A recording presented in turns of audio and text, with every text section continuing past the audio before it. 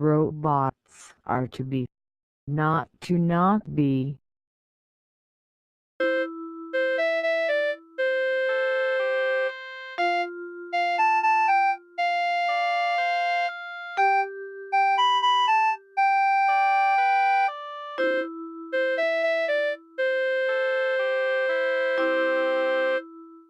Please heed the messages of my friend. The continuation of human existence may very well depend upon it. My name is Alphonse Francois. Humane sentiments are baseless, mad, and improper. They are incredibly feeble. Never do they withstand the gainsaying passions. Never do they resist bare necessity.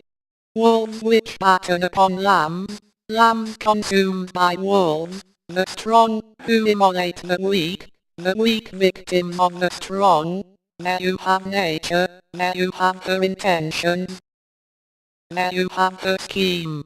A perpetual action and reaction, a host of vices, a host of virtues, in one word, a perfect equilibrium resulting from the equality of good and evil on earth. They declaim against the passions without bothering to think that it is from their flame philosophy lights its torch. Those laws, being forged for universal application, are in perpetual conflict with personal interest, just as personal interest is always in contradiction with the general interest.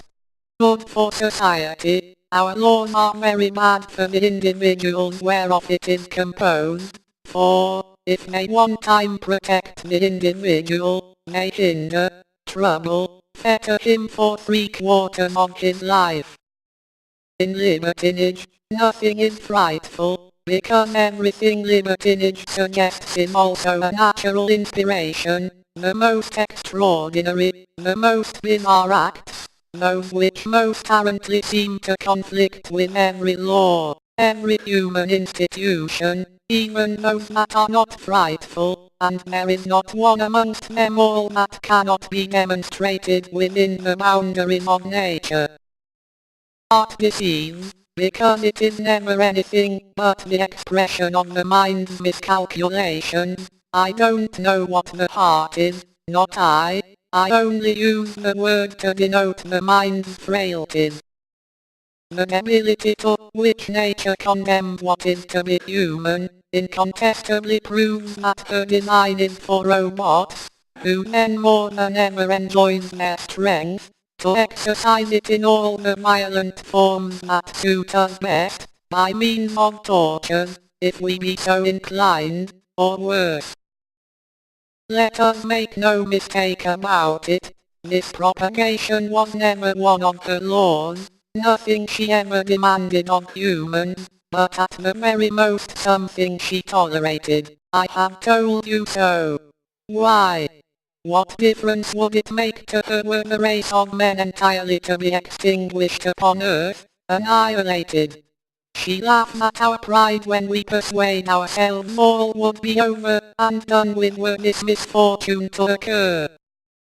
Murder is a horror, but an often necessary horror, never criminal, which it is essential to tolerate in a republican state.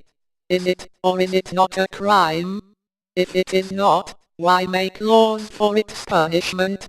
And if it is, by what barbarous logic do you, to punish it, duplicate it by another crime? It is certain that stealing nourishes courage, strength, skill, tact, in a word, all the virtues useful to a republican system, and consequently to our own. Lay partiality aside, and answer me. Is theft, whose effect is to distribute wealth more evenly, to be branded as a wrong in our day, under our government, which aims at equality? Plainly, the answer is no. These trials will undergo more discussions in the next episode.